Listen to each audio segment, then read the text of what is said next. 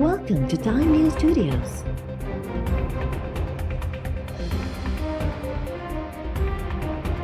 You are watching 2 PM Bulletin.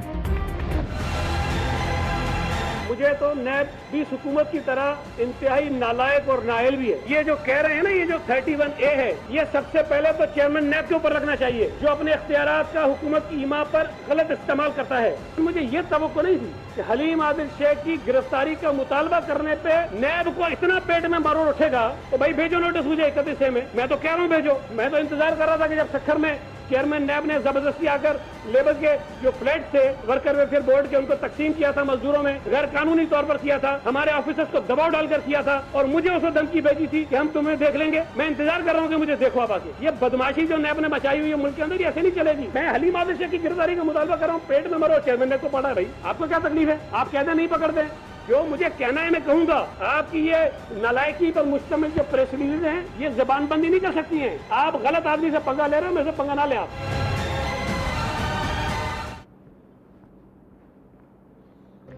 नैब खे PTI हुकूमत जिया आला दर्जे जो नालायक ऐं नाअहल समझूं था।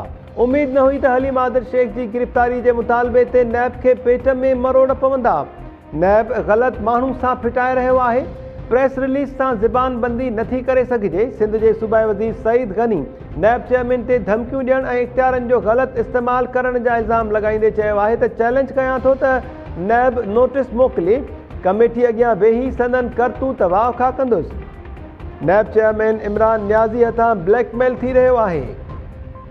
सखर में लेबर खाते जा फ्लैट्स गैर कानूनी तौर विरहाइण वक़्तु नैब चेयरमैन ऑफिसर्स ऐं मूंखे धमकियूं ॾिनियूं। नैब तरफ़ां तहवील में वरितल घर ऐं गाॾियूं संदन ऑफिसर्स इस्तेमाल करे रहिया आहिनि। सईद गनी तरफ़ां हलीम आदिल शेख जो नालो ECL में शामिल करण जो बि मुतालबो।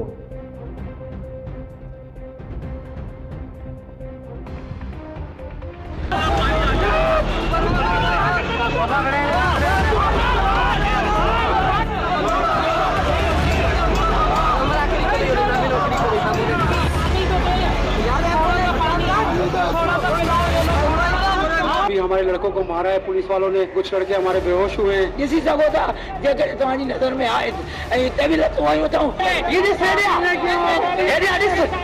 ये दिस ये क्या फैसिलिटी दो।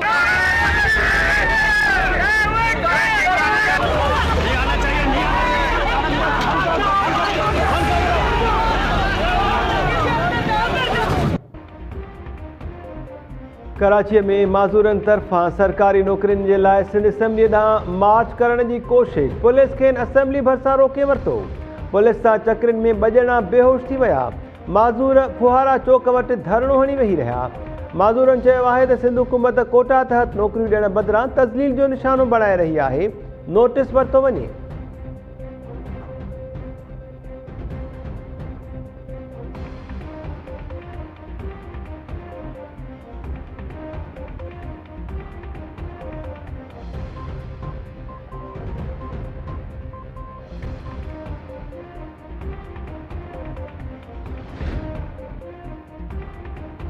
कहिड़े बुनियाद ते चीफ जस्टिस खे सेक्टर इंचार्ज कोठियो? चीफ जस्टिस ते हराम जी कमाई जा इल्ज़ाम कीअं लॻाया? अहिड़ियूं ॻाल्हियूं कंहिंखे मुतासिर करण लाइ थियूं। सुप्रीम कोर्ट तरफ़ां तौहीनी अदालत बाबति पाण मुरादे नोटिस वारे केस में पीपल्स पार्टी कारकुन मसूदुर रहमान अब्बासी जी माफ़ी वारी सदा रद्द। मसूदुर रहमान मथां ईंदड़ ॿुधणीअ ते फ़र्दे जुर्म लागू करण जो फ़ैसिलो। ॿुधणीअ दौरान जस्टिस एजाज़ुल अहसन रिमार्क्स ॾींदे चयो त ईअं त हर को तौहीन वारी तक़रीर करे माफ़ी वठंदो। तव्हां चयो त अदालत घुराए त औकात ॾेखारींदुसि। अदालत घुरायो आहे, हाणे असांखे औकात यादि ॾियारियो। FIA इख्तियारनि चयो त मसूद अब्बासी पोयां जेको बि हूंदो उन सां नरमी न कंदासीं। ॿुधणी अणॼातल मुदे ताईं मुलतवी।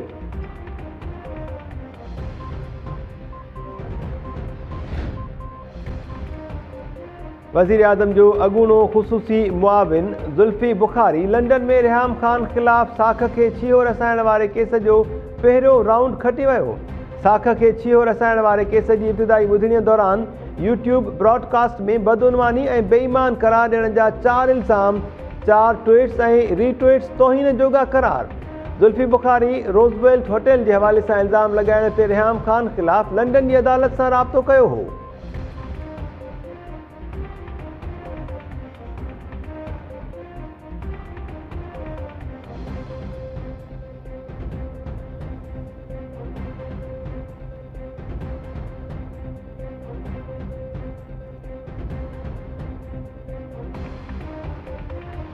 मुझो अज आखिरी पैगाम आहे जेको मां पंहिंजी ज़िंदगी जो अंत थो हणियां। जेको हिकिड़ो कुदो किरियल अमल आहे, सिर्फ़ु मूंसां नाजाइज़ी थी आहे। हिकिड़े महीने में मूंखे अवर पहिरियां डिडक्शन 6200 रुपए जी आई आहे।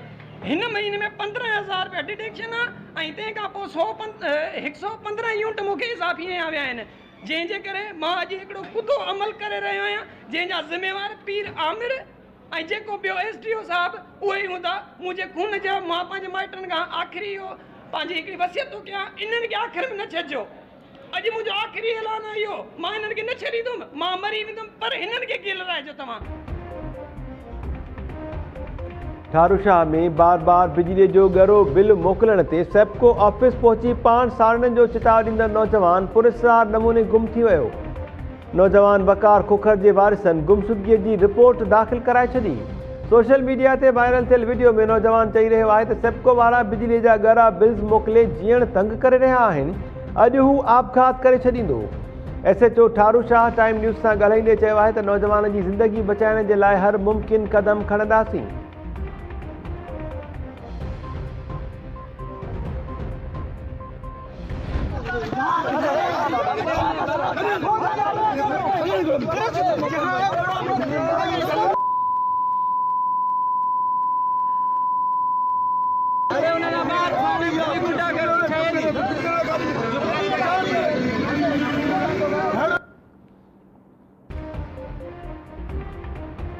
सेठाजा जी मेहरान हाईवे ते वैन ड्राइवर ऐं क्लीनर पारां मुसाफ़िर ते तशद्दुद जी वीडियो वायरल।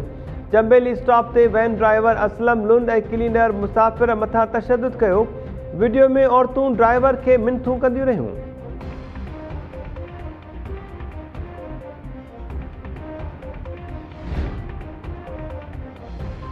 वज़ीर आज़म इमरान ख़ान सां गवर्नर सिंध इमरान इस्माइल, सेनेटर सैफुल्लाह ऐं ॿियनि जी मुलाक़ात।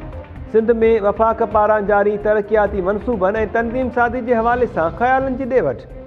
ज़रियनि मूजिबि गवर्नर सिंध वज़ीर आज़म इमरान ख़ान खे तरक़ियाती रिथाउनि बाबति ब्रीफिंग ॾिनी।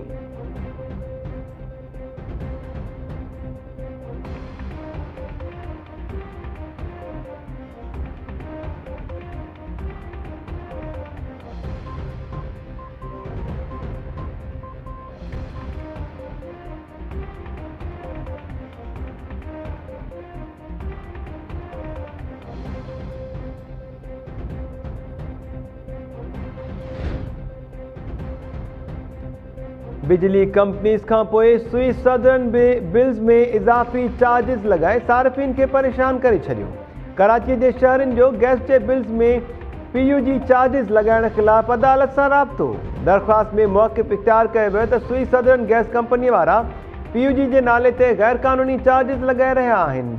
अदालत खां स्विस सदरन खे इज़ाफ़ी चार्ज ख़तमु करण जी इस्तदा।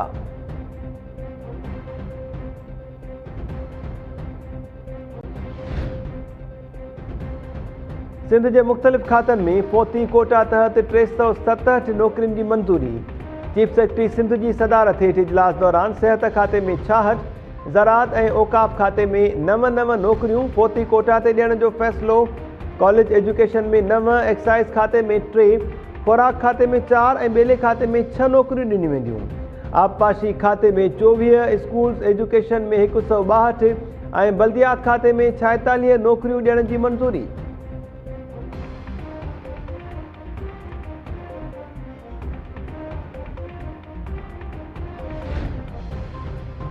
थरकोल ब्लॉक 2 जी इंतज़ामिया जे तशद्दुद में मारिजी वियल पोहरत दोदो भील जे क़त्ल केस में नामज़द जवाबदार गिरफ़्तार न थिया। पौती पोहरत जी पोस्टमार्टम रिपोर्ट में तशद्दुद जी तस्दीक। केस में नामज़द थरकोल ब्लॉक 2 जे सिक्योरिटी इंचार्ज काशिफ, गार्ड कमर ऐं हुज़ैफ़ा मलिक समेत ॿियनि जवाबदारनि जी गिरफ़्तारी जे लाइ पुलिस खे 24 कलाकनि जो अल्टीमेटम। ज़रियनि दावा कई आहे त बाअसर धुरियूं मामिलो लय मिटी करण जे लाइ सरगर्म थी वियूं आहिनि।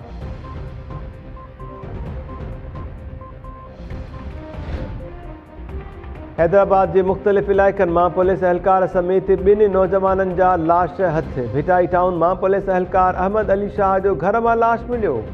छिलगिरी थाणे जे हद मां नौजवान जो गलो कपियल लाश हथ आयो। पुलिस वाक़े खां अणॼाणाई ज़ाहिर करे छॾी।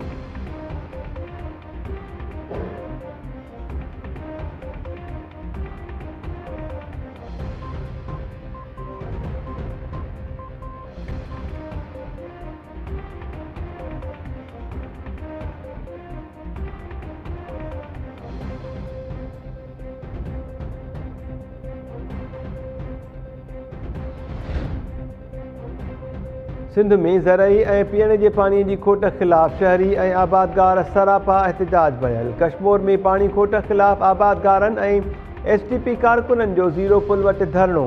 सखरवासी पाणी खोट ख़िलाफ़ थाम खणी रस्तनि ते निकिरी आया, टायर साड़े रोड ब्लॉक। शादात कोट में पीअण जे पाणीअ जी खोट ख़िलाफ़ शहरनि जो 3 किलोमीटर पैदल मार्च बाद कोटू मोटू चौक ते धरणो। मांझंदि में शहरनि पाणी खोट ख़िलाफ़ चौथे ॾींहुं बि धरणो हयो।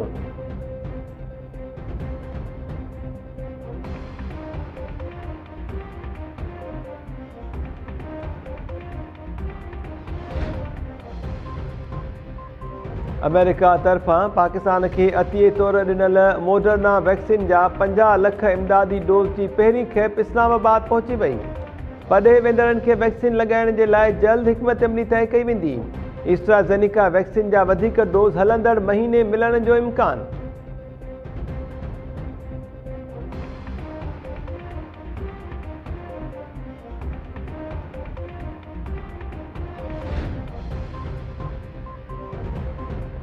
इनकम टैक्स ऑर्डिनेंस 2001 में तरमीम जो नोटिफिकेशन जारी। टैक्स जोगी आमदनी लिकाईंदड़ गिरफ़्तार थी सघंदा।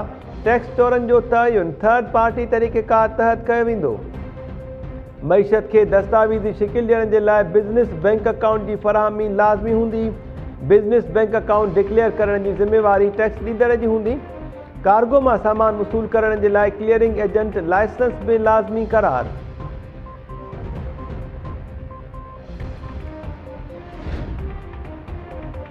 सिंध हाई कोर्ट समाजी अॻवान सिंगा नूनारी जी गुमशुदगीअ ख़िलाफ़ वफ़ाक़ी घरू वज़ारत IG सिंध DG रेंजर्स ऐं ॿियनि धुरियुनि खे नोटिस जारी करे छॾिया। 13 जुलाई ताईं जवाब तलब। सिंगा नूनारी जी घरवारी फौज़िया नूनारी अदालत खे ॿुधायो त संदसि मुड़ुसु 26 जून खां गुम आहे। जेकॾहिं मथसि को केस आहे त खेसि अदालत में पेश करण जो हुकुम ॾिनो वञे। नसीराबाद में सिंगा नूनारी जी आज़ादी जे लाइ 8 ॾींहं बि एहतजाज कयो वियो।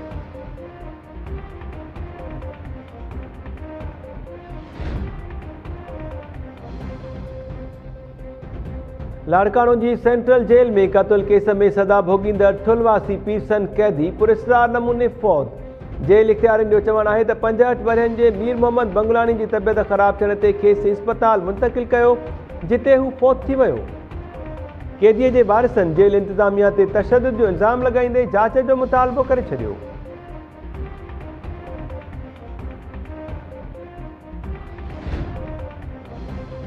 सरहद वेझो पुराणे तकरार तां सुंदराणी बिरादरी जो चङो मुड़ुसु क़त्ल। ॻोठ अगू सुंदराणी में हथियारबंदनि फायरिंग करे अब्दुल लतीफ़ सुंदराणी खे क़त्ल करे छॾियो। वाक़े बाद जवाबदार फ़रार। पुलिस जांच शुरू करे छॾी।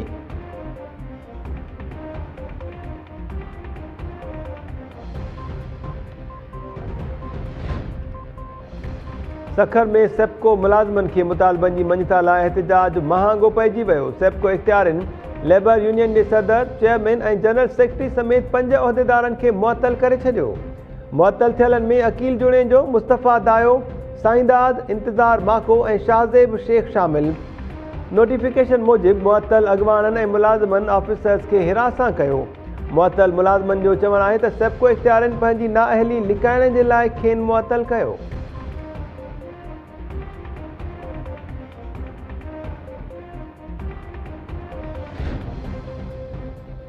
ऐं पाकिस्तान सुपर लीग 6 में शानदार कारकर्दगीअ जो मुज़ाहिरो कंदड़ लाड़काणो वासी फास्ट बॉलर शाहनवाज़ दहाणी PCB जो सेंट्रल कॉन्ट्रैक्ट हासिल करण में कामयाब। अॻूणे कप्तान सरफराज़ अहमद जी तनज़ुली PCB 20 क्रिकेटर्स खे सेंट्रल कॉन्ट्रैक्ट ॾिनो आहे। शाहनवाज़ दहाणी खे इमर्जिंग कैटेगरीअ में शामिल कयो वियो आहे।